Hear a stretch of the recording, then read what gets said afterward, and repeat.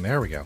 Turn the music down. Hear the voice. Cannabis News. I'm your host, Joe Klare. I can't believe I've done this over 360 times before. You wouldn't think it to see the rough starts of some shows, but that's okay.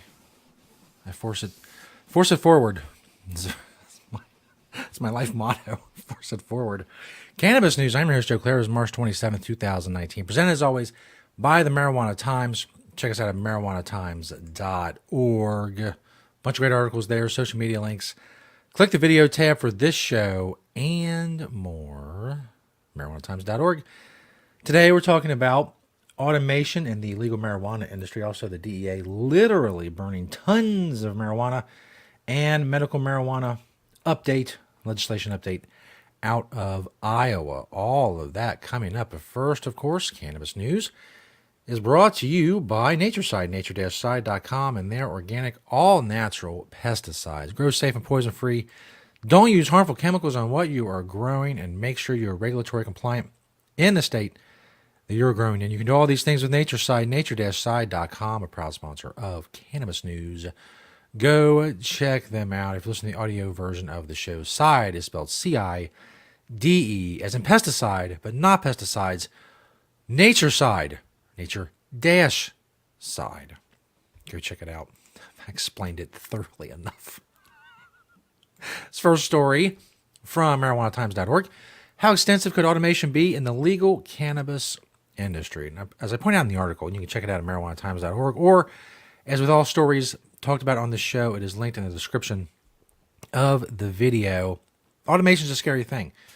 This has happened throughout history when new technology has come along that has allowed more production for less man hours. People are scared about losing their jobs, obviously with robots and AI and things like that. It is a big issue these days. As I point out in the article, it's something that you're going to prepare for, maybe even quicker in the cannabis industry. And the impetus for this article is someone in Israel, Cedo Labs, is partnering with someone in Israel to make these automated grow containers to where it's all done by robots. They're nutriated. They're given nutrients, water, things like that.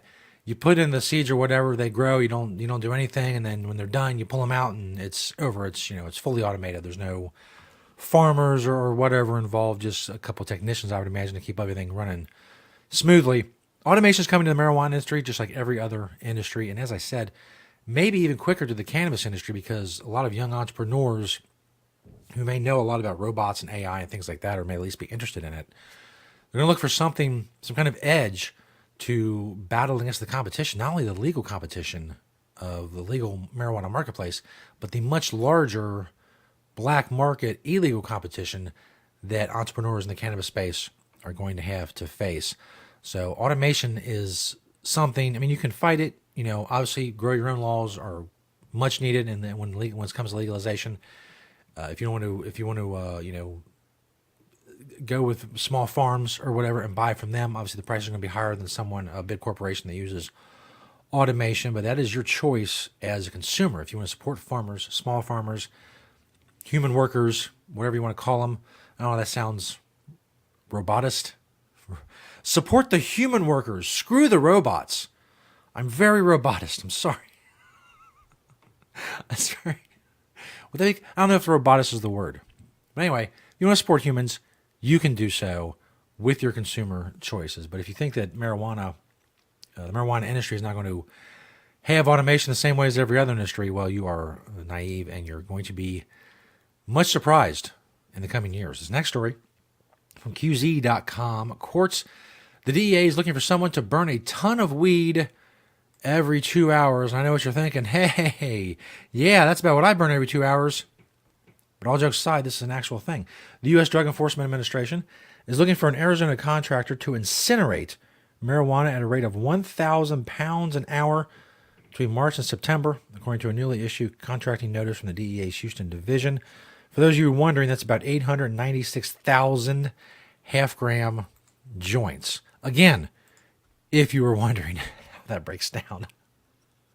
Most of the marijuana will be in the form of, quote, tightly compressed bricks or bales, typically weighing between 40 and 60 pounds. Packaging will include, among other things, cardboard, saran wrap, aluminum foil, duct scotch, and packing tape, plastic evidence bags, and wrapping paper for some presents that got confiscated. The DEA did not respond to a request for further details. The weed will be transported from 12 cities in Texas to an incinerator in Tucson to be incinerated. Similarly, the Atlanta field office of the U.S. Customs and Border Protection is looking for an incinerator capable of burning between 1,500 and 5,000 pounds of drugs at a time, 8 to 12 times a year, according to a recently issued solicitation.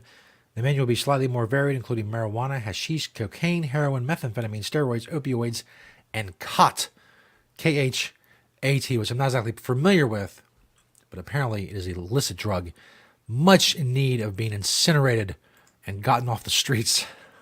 It's very...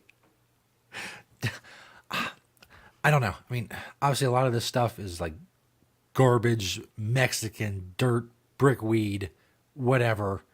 I don't mean to single out Mexicans, but a lot of the dirt, ditch, brick weed comes from Mexico over the border to the United States. I'm a robotist. I'm not racist. I'm very much against robots, though. Screw those guys. But that's a waste of a lot of marijuana, medicine, just, I don't know. It's not surprising, but we haven't gotten past this point yet to where we have to burn. The government burns tons and tons and tons of marijuana. It's ridiculous. You don't hear about the government burning, tons of lettuce or tons of tomatoes or having them destroyed. No, just sell it. Somebody will sell it. Somebody will buy it. I don't know. DesMoinesRegister.com. So this last story comes from medical marijuana bill with expanded potency wins Iowa House approval. Senate in Iowa may soon follow suit. The potency of some medical marijuana products in Iowa could be increasing soon under a bill picking up steam at the state capitol this session. The Iowa House voted overwhelmingly Tuesday to pass legislation that, among other things, would change how the state measures use of a key chemical that makes recreational marijuana users high. The measure passed by a 96-3 vote. Quite overwhelming. If enacted, the bill will continue to evolve the state's medical marijuana law from a cannabidiol program that has no manufacturing system and was limited to epilepsy patients just a few years ago. Scope of medical conditions under the program has since expanded, and a range of products like oils, tablets, and creams are now available under a new manufacturing and dispensing system. The smokable form of marijuana is still prohibited.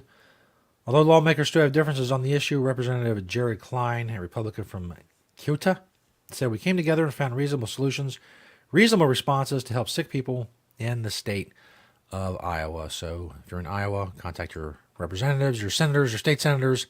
If you want to see medical marijuana and the medical marijuana program in Iowa expanded, then get on it. Thank you all for watching and listening. 5 days a week, we're here in Cannabis News at marijuanatimes.org. You can also search the Marijuana Times on YouTube and Vimeo to find the videos, and the audio-only version can be found at Apple Podcasts or on Apple Podcasts. Thank you to NatureSide, nature-side.com, and their organic, all-natural pesticides. They're awesome. You're awesome for liking and sharing and commenting on these videos. Please continue to do so. Thank you for watching and listening today, and we'll see you next time right here on Cannabis News.